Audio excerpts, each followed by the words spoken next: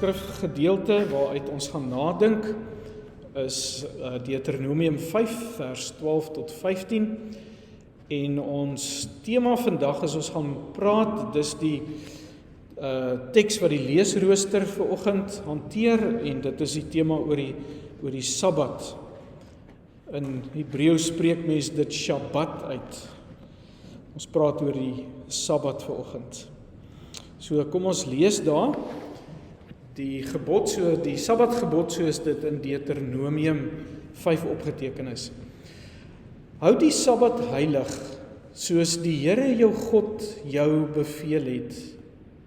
6 dae moet jy werk en alles doen wat jy moet, maar die 7de dag is 'n Sabbat ter ere van die Here jou God. Jy mag geen werk doen nie jy en jou seun en jou dogter, jou slaaf en jou slavin, jou bees en jou donkie of enige van jou diere nie. Ook nie jou vreemdeling wat by jou is nie, sodat jou slaaf en jou slavin kan rus soos jy. Jy moet onthou dat jy ook 'n slaaf was in Egipte land en dat die Here jou God met 'n sterk hand en uitgestrekte arm jou daar uitgelei het. Daarom het die Here jou God jou beveel om die Sabbatdag te vier. Ons gaan net tot daar lees vanoggend.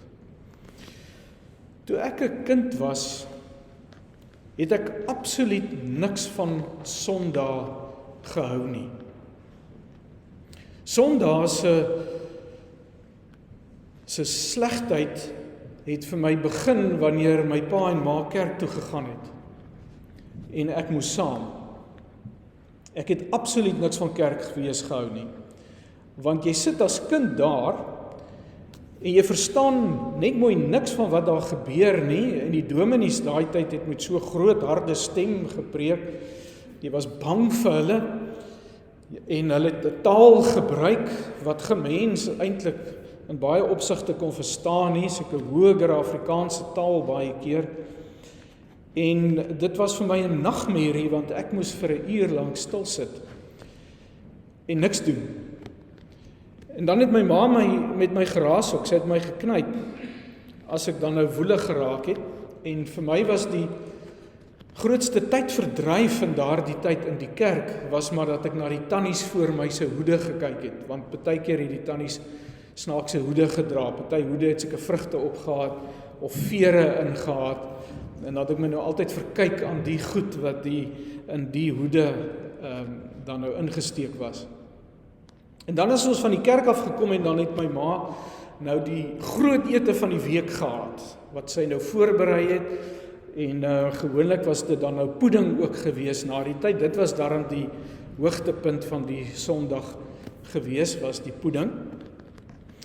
En dan het my ma hulle natuurlik gaan slaap. Hulle Sondagmiddag slaapie gevat, wat gestrek het van middagete wat dan nou vroeg klaar was, tot hier by 4 uur se kant. En ons as kinders moes dan nou ook gaan lê. Nou vir 'n jong seun wat energiek is en nie moeg is of vaak is nie, is dit nou die tweede straf. Jy het nou die hele lang tyd nou daar gesit in die kerk en nou moet jy nou gaan weer keer niks doen. En bewaar jou siel as jy daar van daai bed afgeklim het. En partykeer dan het ek en my broer nou uitgesluip uit die huis uit, gedink my ma hulle slaap en dan het dit nou 'n bekleierery tussen my en hom buite plaas gevind en dan het my ma daar uitgestorm want dan het ons hulle rus nou versteur. En dan kon ek gaan speel as die slaaptyd nou verby was. Nou ons het daar op my pa was hoof van 'n klein plaasskooltjie en op daai terrein van daai plaasskooltjie daar niks op 'n Sondag gebeur het. Die werkers was ook nie daar nie. So dit was vir my 'n baie spokerige storie gewees en 'n skrikkerige storie. Jy het nie baie ver van die huis af gegaan nie want ek as klein seentjie was ek nou maar bang gewees. Want hulle het jou bang gemaak ook maar daar. Die werkers het my altyd vertel, daar loop 'n lang man rond daar in die bosse en sulke goed. So jy was maar bangerig vir al die goede. Jy moes rus op die Sondag, want die Sondag was gesien as die Sabbatdag. Dit was gesien as die Die 4de gebod wat sê jy mag nie werk nie, was die Sondag, die Sabbatdag dan gewees. Dis hoekom dit so gewerk het, dat die dag so moes deurgebring word. Later toe ek ouer word, het dit ander moeilikheid gebring, want dit het begin vrae wakker maak, soos in, wat mag jy nou op die Sondag dan doen? Mag jy huiswerk doen op 'n Sondag? Toe ek nou op skool was, mag jy leer vir die toets wat jy môre by die skool gaan skrywe?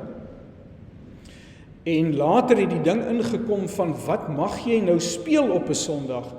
Mag jy wegkruipertjie speel, of mag jy met 'n bal speel, of mag jy by die skool se rugbyveld met 'n bal speel, of mag jy net by die huis in die tuin met 'n bal speel?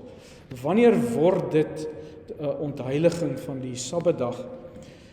En ook in die kerk, was dit baie groot debatte op 'n stadium gewees. Mag 'n mens na die sport kyk op die televisie wat op 'n Sondag plaasvind, of mag jy enigstens gaan deelneem aan sport op 'n Sondag? En dit het natuurlik ook 'n klomp gevegte in die kerk te meegebring, dat mense vir mekaar kwaad geword het, mekaar veroordeel het en mekaar beskuldig het. En soos dit maar altyd met die kerk is daar selfs kerke wat gevorm het, wat vandag nog bestaan, as gevolg van die hele gedagte oor die Sabbatdag, of dan wat die kerk dan, my ouers dit gesien het as die Sondag dan, is daar kerke wat vandag nog die Sabbatdag vier op die Saterdag en nie op 'n Sondag. So dit wat moes lewe bring, ek het vir julle gesê die wet van die Here moes vir Israel lewe bring. Jy gaan nou sien hoekom. Dit wat moes lewe bring, het vir my as kind die dood gebring. Het vir my 'n vloek geword as kind toe ek klein was. En vir baie jare daarna. Want dit het hierdie uiters spanningsvolle ding geword van wat mag jy en wat mag jy nie? Wanneer oortree jy dit en wanneer oortree jy dit nie?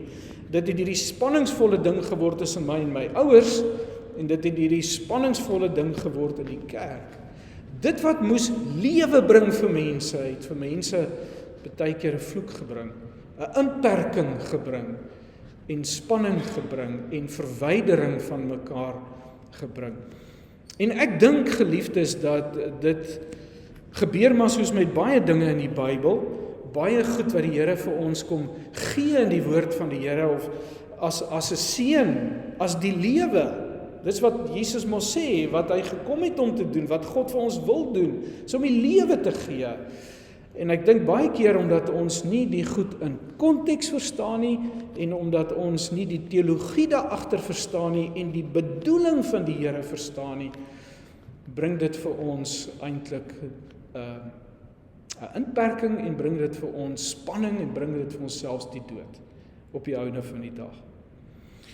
So ek wil vanoggend so bietjie met jou gesels oor wat is die teologie agter die Sabbatdag? Wat het die Here bedoel vir Israel toe hy oor die Sabbatdag gepraat het? So eerstens gaan ek net vinnig vir jou enkele tekste, daar's baie min, of vir jou 3 tekste wys, en later gaan ek vir jou 'n 4de ene as ons by die Ou Testament kom. Maar gaan net eers vir jou 'n paar tekste wys in die Nuwe Testament oor wat sê die Nuwe Testament oor die Sabbatdag. En dan gaan ek vir jou wys wat was die bedoeling gewees van die Sabbatdag in die Ou Testament. En daar lê 'n geweldige belangrike stuk teologie agter die Shabbat wat ons van moet kennis neem. Nou die eerste teks wat ek sommer vinnig vir jou wil wys in die Nuwe Testament, want dit is baie interessant hoe die Nuwe Testament natuurlik oor die Sabbat dink, is Romeine 14 vers 5. Jy kan eintlik die hele Romeine 14 gaan lees. Kom ek lees net eers die teks. Die een beskou een dag belangriker as die ander, vir 'n ander weer is alle dae eenders.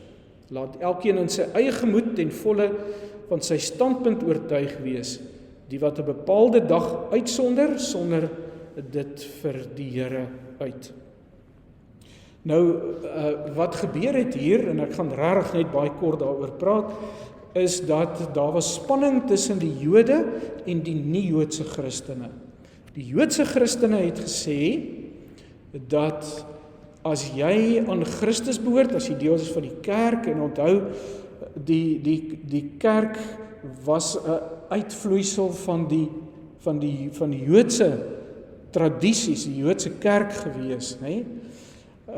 Daar was nie net hierdie skielike breek en nou is dit 'n Christendom en daar was voorheen 'n Jodendom nie. Dit was nog dieselfde kerk wat groei en ontwikkel. So wat gebeur het is dat die Jode het gesê, as ouens wil Christene word, moet hulle al die gebruike, die wette van die Torah nakom, die besnydenis, die Shabbat, die feeste wat gevier is en so aan, want hulle het 'n Joodse identiteit wat hulle wou behou. En toe Paulus hierdie skrywe, was dit in 'n tyd voor die val van die tempel. Die tempel het so 70 na Christus geval. Hierdie is so in die jaar 50-55 geskrywe. En so daar was 'n sterk beweging nog van die Christene wat gelowiges geword het, ook die Joodse Christene wat gelowiges geword het, wat nog tempel toe gegaan het, sinagoges toe gegaan het, die besnydenis onderhou het en die Shabbat onderhou het. En daar was ander wat in die kerk ingekom het wat gesê het, maar ons glo in Christus en hierdie gebruike en hierdie goed is nie meer nodig nie. So daar was groot spanning gewees in die gemeentes rondom dit, ook die eet van offervleis, die ander gebruike wat al in Romeine 14 genoem word, en dat Paulus se raad vir hulle is, moenie mekaar veroordeel oor dit nie. Elkeen moet in sy eie gemoed oortuig wees van wat voor die Here, wat doen jy met die Shabbat? Gaan jy die Shabbat onderhou? Gaan jy dit nie onderhou nie? Paulus sê vir die Christene, julle moet self voor die Here dit uitmaak, elkeen in sy eie hart. Nou kry ons ook in Kolossense 'n teks oor die Sabbat, Kolossense 2, vers 16 tot 17, daar staan, moet dus nie dat iemand julle oordeel oor wat julle eet of drink, of oor 'n fees, 'n nuwe maansfees of 'n Sabbat nie. Hierdie dinge is net 'n voorafskaduwing van dit wat aan die kom was, maar die werklikheid is Christus. Weereens dieselfde tipe ding wat gebeur, die Christene wat met mekaar daaroor beklei, en as jy nou 'n bietjie verder in Kolossense lees, dan sal jy ook sien dat van die Christene het gesê, ons is besondere Christene, want ons onderhou al hierdie feesdae en al hierdie goed, en hulle het ook 'n groot behaag gehad in van hulle wat drome het en visioene sien en profesie het, en wat sê, maar ons is die beter Christene, want ons het hierdie dinge wat ons beleef. En dan reageer Paulus daarteenoor, dan sê hy, maar dit gaan oor Christus, nie oor hierdie goed nie. So Paulus kom sê eintlik hier in Kolossense dat die Shabbat in Christus vervul is, soos die ander gebruike en voorskrifte in die Torah vervul is. Dan kry jy dieselfde tipe teks in Hebreërs 4 vers 9 tot 11, dieselfde gedagte oor Jesus, wat die vervulling van die Sabbat is. Daar bly dus reeds 'n Sabbatsrus oor vir die volk van God, want wie in sy rus ingegaan het, het self ook gerus van sy werke, soos God van syne. Laat ons dan beywer om in hierdie rus in te gaan, sodat niemand dalk dieselfde patroon van ongehoorsaamheid verval nie. En die rus waarvan hy praat hier, is om die rus in Christus in te gaan. Christus is die rus. Daar kom jy tot ruste, sê hy. En hy sê, die Hebreërskrywer sê, die Shabbat, die rus van die Here was 'n voorafskaduwee, sê hy in Hebreërs 8 daaroor, was 'n voorafskaduwee van Christus wat die werklikheid is wat kom. Nou dis die enkele tekste, dan lees ons natuurlik ook in die evangelies van die Shabbat wat ek nou sal vir u wys. Maar net so vinnig oor hoe die Christene omgegaan met die Sabbat dan in die eerste 300 jaar. En dit is dat die meeste Christene, die Joodse Christene, het ek nou gesê, het dit onderhou, die Sabbatdag, en na die val van die tempel, toe het die Christene nie meer 'n plek regtig gehad nie, soos die Jode ook, en die Christene het al hoe meer begin wegbeweeg van ek praat van die Joodse Christene, het weg begin beweeg van die Joodse tradisies. En sodat hulle later nie meer die Shabbat onderhou het nie. Dit sien jy in die vroeg-Christelike geskrifte. Dat die Christendom het geweldig versprei, die wêreld ingegaan, buite die Joodse volk. Ons hoor dat hier teen 100 na Christus was omtrent 10.000 Christene. In die jaar 200 na Christus was ongeveer 200.000 Christene. En in die jaar 300 na Christus was omtrent 6 miljoen Christene. Die Christene was so baie, die Christendom het so gegroei in daai tyd, dat dit die algemene godsdiens geword het. Jy het nêrens meer in 'n dorp gekom waar daar nie Christene was. So die evangelie het ongelooflik gegroei en versprei. Maar in die eerste 300 jaar het die Christene nie die Sabbatdag meer geonderhou nie, want hulle het Paulus se tekste geglo dat Christus dit kom vervul het. En hulle het wel die Sondagoggend vroeg by mekaar gekom en die Sondag aand by mekaar gekom, en dan het hulle die opstanding van Jesus wel gevier, maar as hulle klaar vroeg by mekaar gekom het en saam geëet het, dan het hulle gaan werk. Daar was nie 'n vakansiedag, 'n Sondag vakansiedag nie. Daar was ook nie 'n Saterdag vakansiedag nie, van die regering se kant af nie. Dit was nie amptelik nie. So die Christene het gewerk. Hulle het die Sabbatdag gelos en hulle het op die Sondag gewerk. En eers hier met 300 na Christus, met die totstandkoming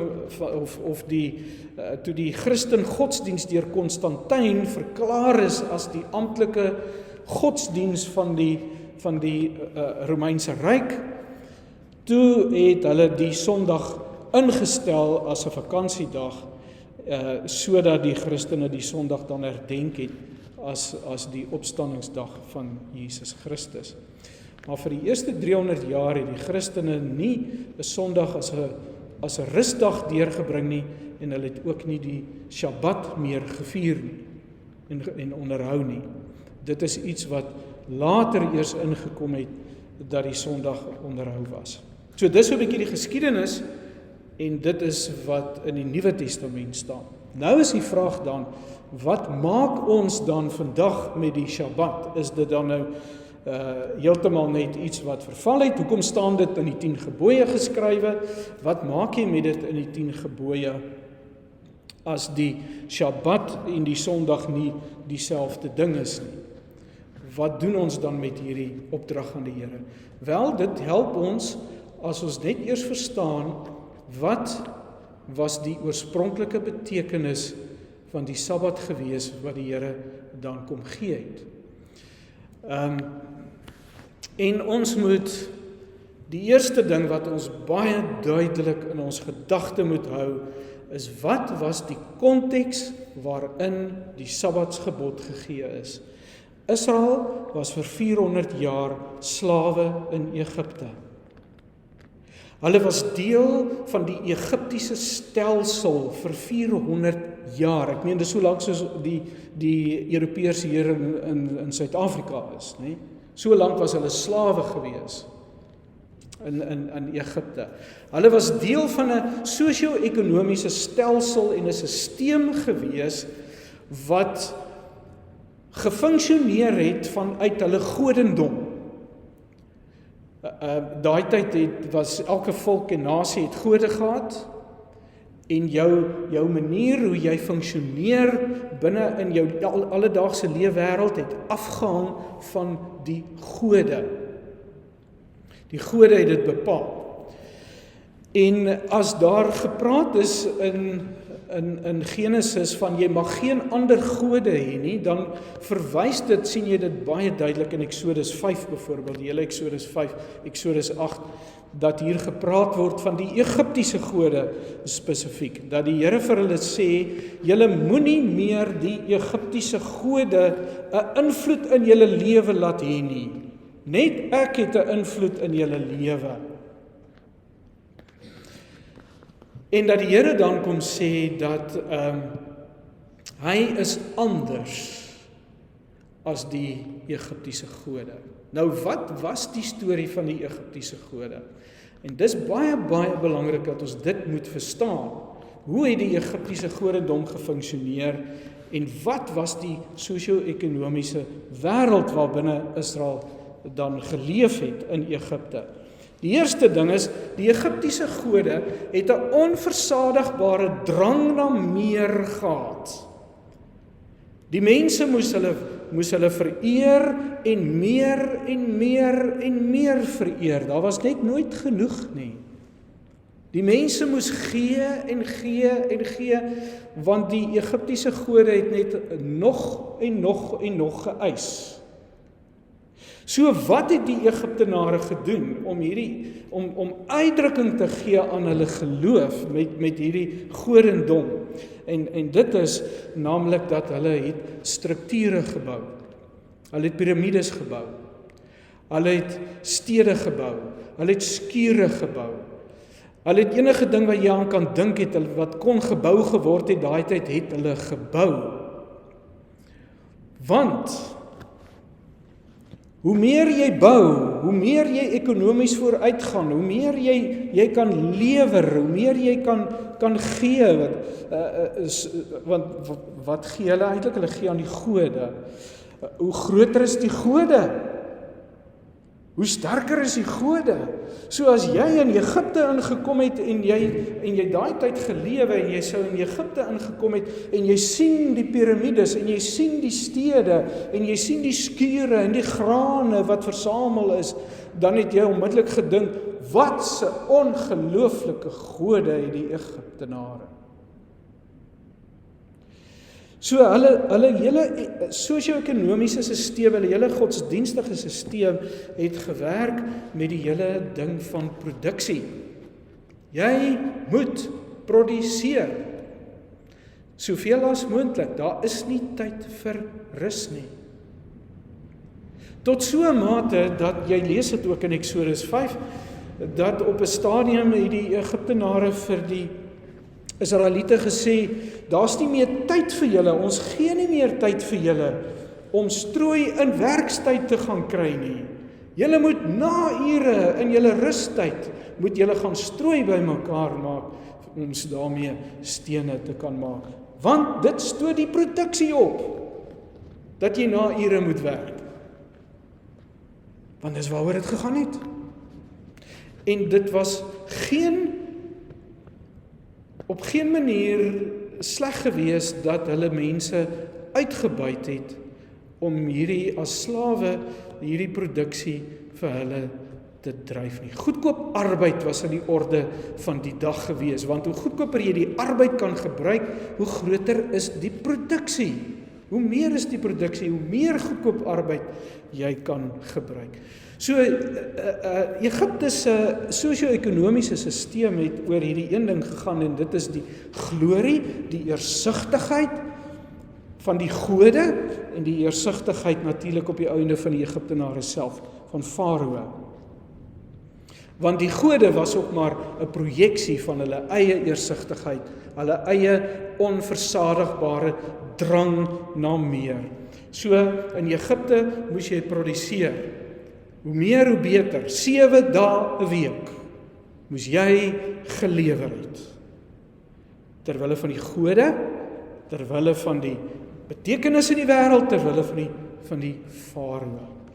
En hulle het mense geweldig uitgebuit. Nou kom die Here, hy lei hulle uit hierdie sosio-ekonomiese stelsel uit, en hy vat hulle in 'n nuwe wêreld in, en hulle het 'n nuwe verhouding met God, want hulle het hom nie geken in Egipte nie. Van hulle het, maar nie almal nie. Moses het maar die Here ontmoet toe hy in die woestyn die Here daar ontmoet het. En nou kom God en hy kom sê vir die Israeliete, ek is nie soos die Egiptiese gode nie. Ek is nie so nie. Ek gebruik nie mense as 'n gebruiksartikel nie, sê die Here vir die Israeliete. Ek het nie 'n onversadigbare drang nie. Ek is nie die God van strukture en ondernemings en geboue nie. Ek is nie die God van groot projekte nie. As jy wou geweet het watter mense is verbonde aan die Egiptiese gode, hoe het jy hulle uitgeken? Jy kyk na hulle strukture, jy kyk na die geboue, jy kyk na die skure wat vol koring en al hierdie goeders is. En hoe ken jy die mense uit wat aan Jahwe behoort, die God van Israel? Hoe weet jy mense behoort aan Jahwe? Hulle rus. Hulle rus. Een dag 'n week. Dis wat hulle anders gemaak het.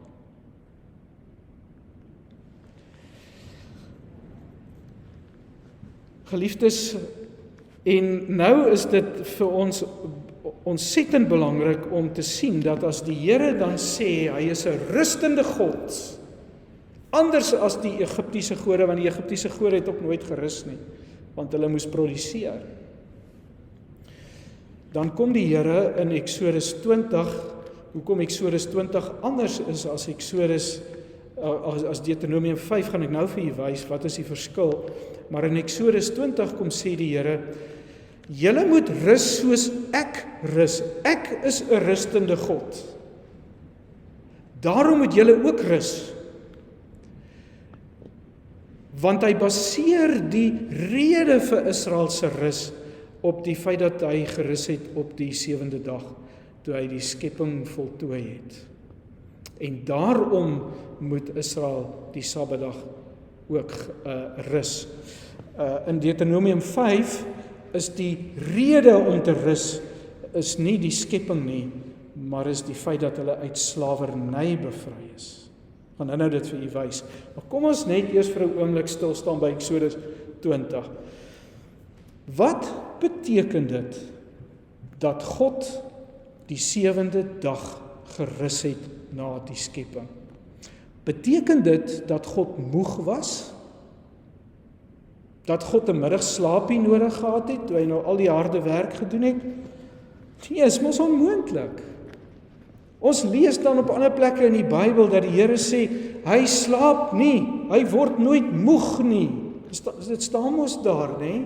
Dit is nie 'n fisiese liggaam nie. Nou, hoekom word hy dan moeg? Sodat hy nou moet rus na die skepping. Wel, dis omdat die metafoor, die beeld wat gebruik word van God rus op die 7de dag, het niks met God se moegheid te doen nie. Dit het 'n ander baie sterk teologiese boodskap, wat as jy in Genesis na die skepping gaan kyk, na ander plekke in die Bybel gaan kyk, dan kom sê God se rus vir ons 'n paar ongelooflike belangrike goed. Die eerste ding wat dit sê, as ek noem vir jou enkeles daarvan, is die God van Israel is in beheer, daarom kan hy rus. Die goeie sorg van die aarde vind nie plaas deur eindelose werk nie. God is nie bekommerd of die son môre gaan opkom of nie. Hy weet die son gaan opkom. Waarom kan God rus? Want hy is in beheer. Hy hardloop nie krampagtig rond nie. Hy probeer nie om alles reg te kry nie. Hy probeer nie om goedjies te bou nie. Hy is in beheer. Daarom kan kan hy gaan sit en sê, die skepping wat ek geskep het, is so goed geskep, dat ek nie bekommerd is oor hierdie skepping nie, want as ek 'n dag nie werk nie, dan gaan die skepping aan. En hy doen wat hy moet doen. Die son gaan weer môre opkom. Want ek, die Here van Israel, is in beheer. Dis sy verklaring van dat hy hom kan onttrek van werk. Hy sê eintlik vir ons dit in eenvoudige Afrikaanse taal. Dis oukei. Dis oukei. Onthou jy toe jy klein was, dat jy saam met jou ouers dalk vakansie gaan hou het, of iets gebeur het, of by die huis het die geyser gebars, of een of ander krisis het ontstaan in jou huis, of 'n papwiel gekry langs die pad, en dan dink jy as kind, genade, wat nou, en jy's hier paniekerig en so aan. En was dit nie vir jou so lekker wanneer jou pa, of dalk jou ma, uitklim en vir jou sê, dis oukei. Alles is in beheer. Papa weet wat om te doen. Jy het daai belewenis gehad, ek het dit met my pa gehad. As ek so beangs was en bang was, en partykeer dan is ek bang in die nag. Toe ek klein was, daar op die plaas waar ons gebly het, was ek baie bang gewees. Vir julle gesê, die werkers het my bang gemaak met allerlei stories. Dan wou ek nie alleen in die aand in die huis gaan bad het nie, want so 'n groot huis in hierdie donker, stil huis, wat kraak as die wind waai. En dan het ek altyd vir my pa gevra, die badkamer en die toilet was in dieselfde vertrek. En dan het ek altyd vir my pa gevra of hy nie wil gaan toilet toe gaan nie. As hy toilet toe gaan, kan ek gaan bad.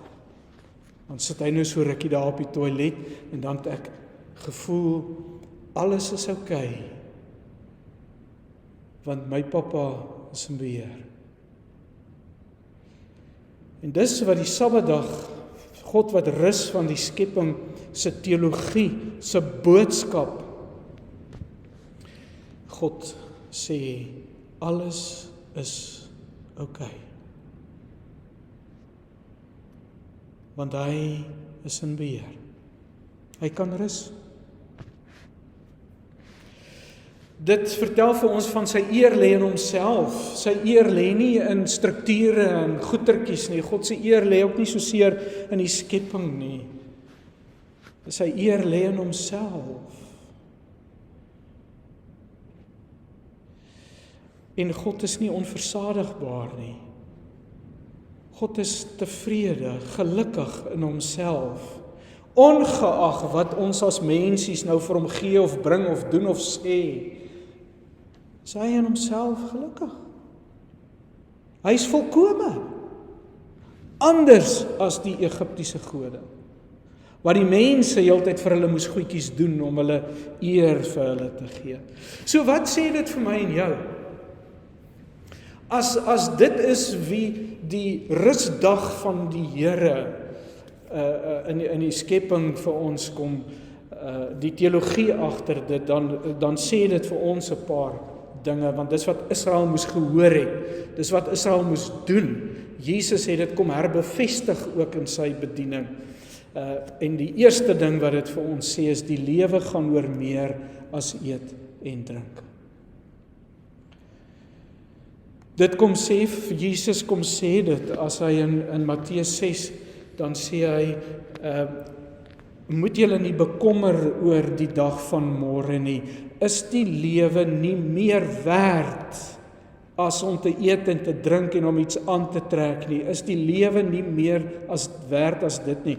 Wat die Here eintlik vir ons wil sê is, hoe tragies is dit vir iemand, vir wie die lewe net gaan oor wat trek jy aan, hoe lyk jy? En wat eet jy? Soos die Egiptiese mense. Dis alwaaroor dit vir hulle gegaan het. is jy moet iets bou. Die Sabbatdag het die Here gesê, stop dit. Stop dit. Mag jy die Sabbatdag my geniet? Mag jy die Sabbatdag saam met jou familie geniet? Mag jy verstaan waaroor gaan die lewe? Gaan oor meer as eet en drink. En die Here kom sê daarmee, daar's nie 'n versadiging in die lewe nie. Al die geskarrel, al die gejaag, al die gewerk, al die besig wees, al die bekommerd wees, al die krampagtige gejaag na wind wat net wind is. Dis wat die Sabbatdag wil kom sê. Dis presies wat hierdie gejaag is wind. Want nou staan die piramide daar en nou wat nou? As nie 'n versadiging wat jou arbeid vir jou gaan gee nie. Jou arbeid gaan jou nie gelukkig maak nie. Dit gaan nie jou vervul nie. Die najaag van die materiële in hierdie lewe gaan nie jou versadig nie, nooit nie. Jy gaan altyd te min hê. Altyd dors wees na iets meer. En dat die Sabbatdag vir ons wil kom sê, die enigste vervulling in hierdie lewe is wat God vir jou kan kom gee. Die res is net sweet. Sal. Hy wil deur die Sabbatdag kom sê, daar's 'n vertroue wat in God is, wat vanuit God se hand leef. Is dit nie kosbaar dat in een van die psalms staan, dat vir die gelowiges gee die Here wat hulle nodig het in hulle slaap. Hy's 'n geende God, hy's nie 'n eisende God nie, hy's 'n geende God. Hy's 'n versorgende God. Hy's 'n God wat deernis het met mense. Hy's 'n God wat die juk wil afhaal. En hy's 'n God wat kom sê, kom vertrou my, kom leef uit my hand uit. Beteken nie jy moet nie werk nie, 6 dae moet jy arbei. Maar in hierdie arbei van my is daar 'n vertroue in die Here. Dis nie meer 'n krampagtigheid nie. Dis nie meer gejaag na niks nie. Soos die mooi Engelse woord sê, dis by die Here, die Sabbatdag wil ons iets vertel van a restfulness, not a restlessness. A restfulness. Die Sabbat wil ons vertel van 'n lewensritme, waarin 'n mens het, waar jy arbeid verrig en waar jy tot stilstand kom en waarin jy rus.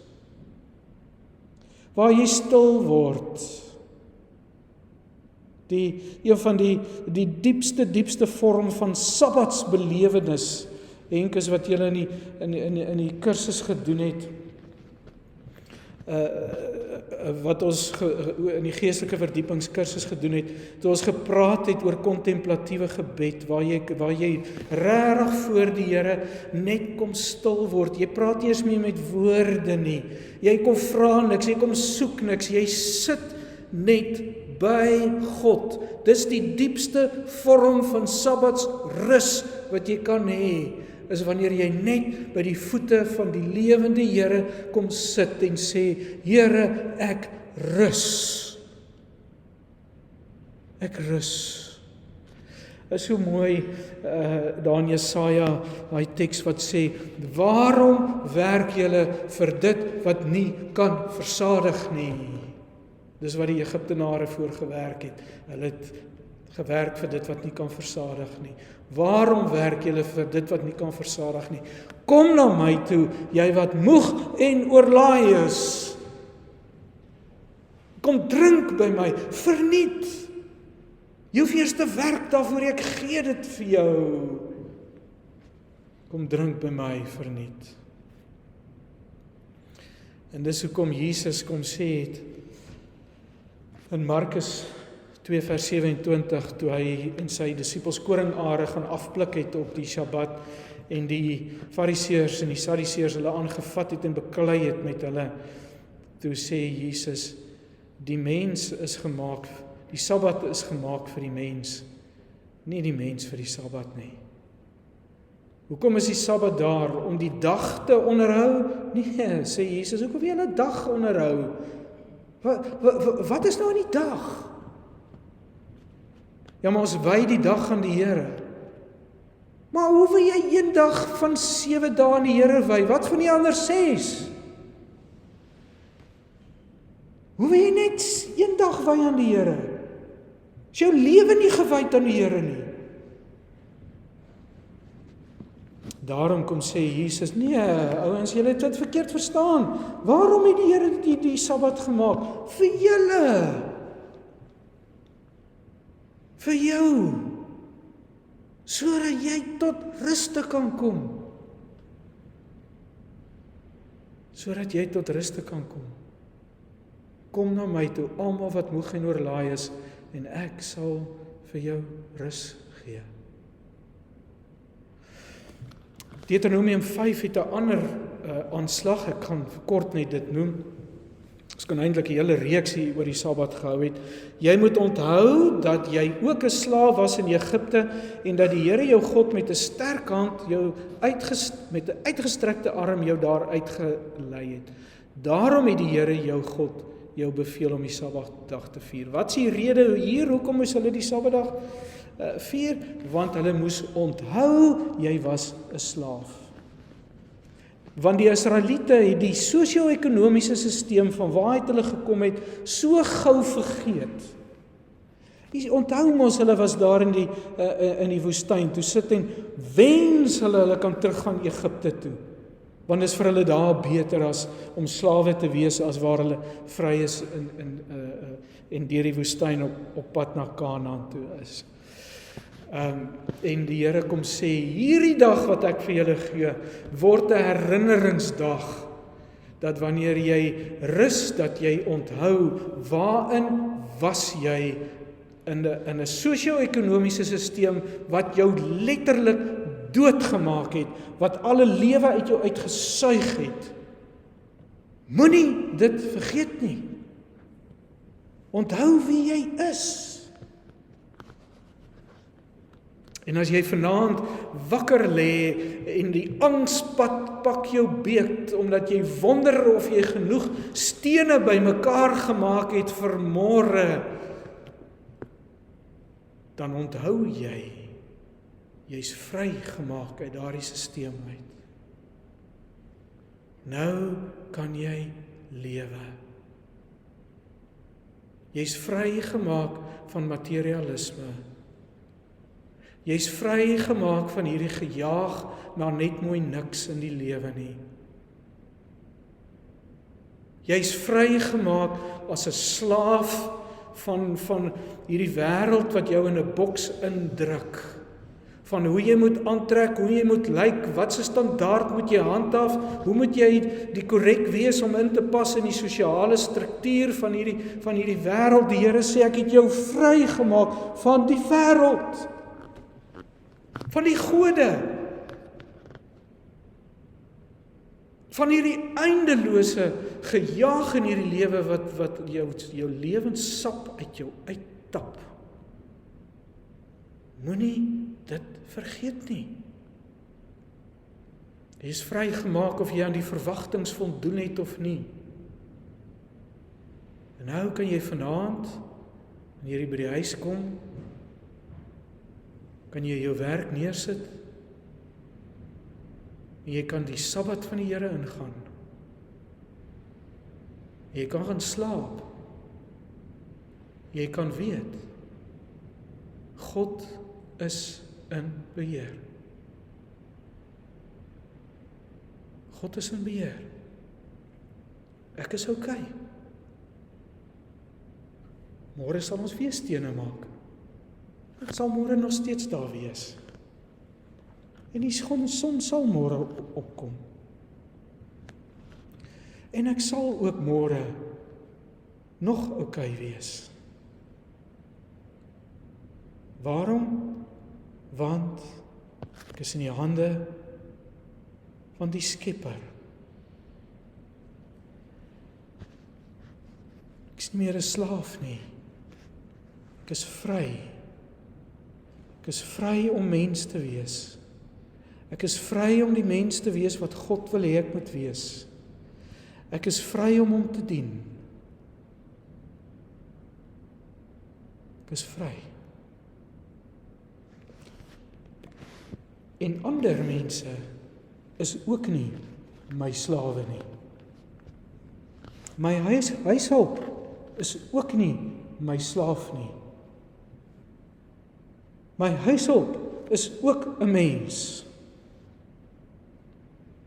My huishulp is ook iemand wat menswaardig moet hanteer en behandel word.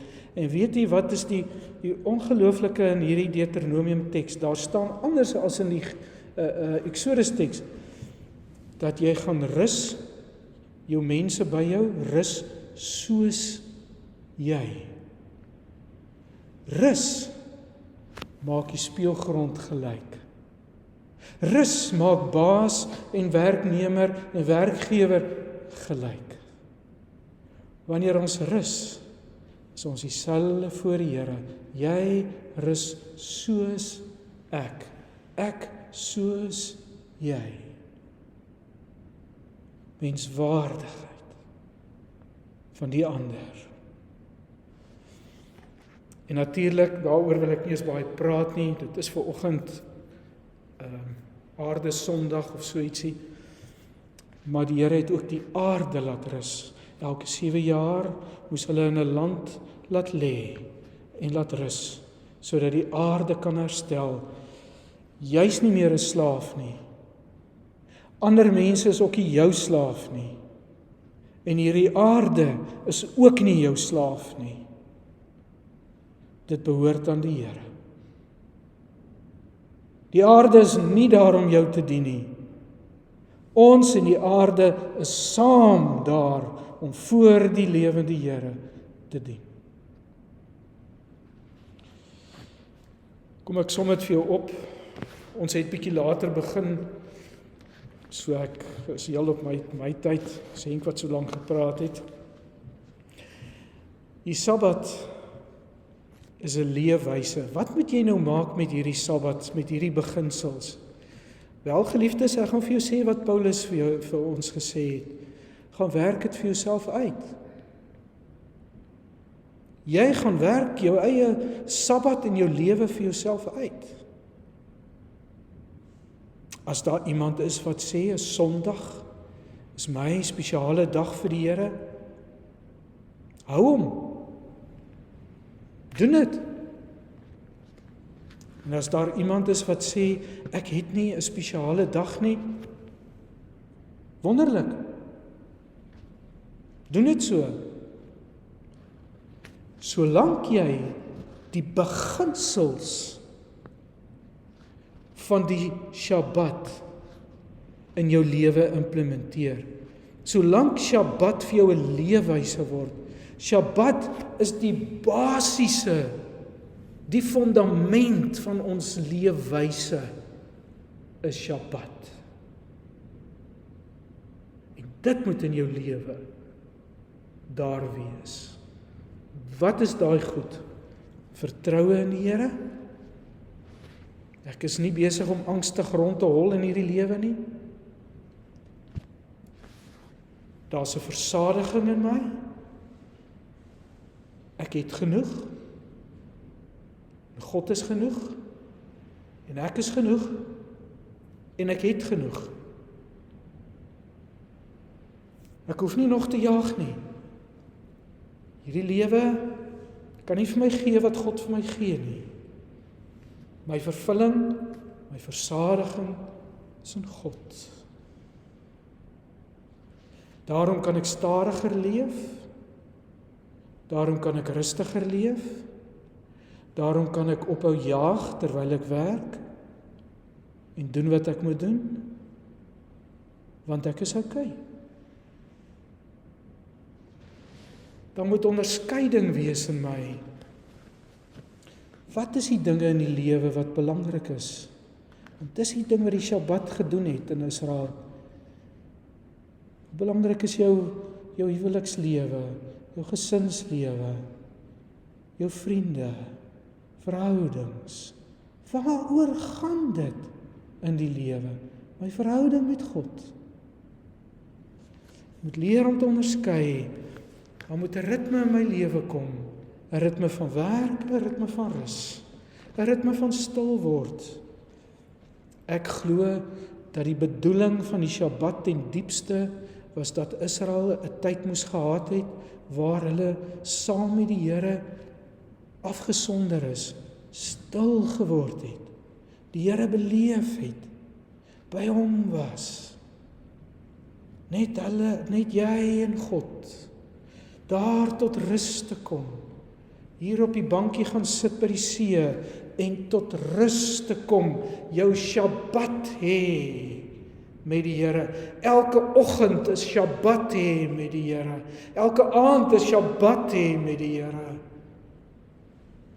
Saterdagoggend is jy baie tyd net 'n lang Shabbat hê met die Here, wanneer jy stil word by hom, afsonder, by hom is. En dan vertel die Shabbat ons van genade.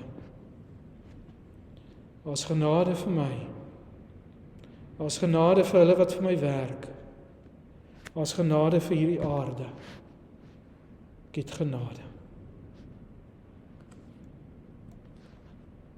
Kom ons hou 'n oomblik vir 2-3 minute Shabbat. Ons word net stil. Nie iets probeer doen nie. Ook nie iets eers probeer bid nie. Nie iets probeer dink nie. Kom wees net hier by die Here vir 'n oomblik. Hier stil, hier by hom. Gaan nou in die rus in die Shabbat in.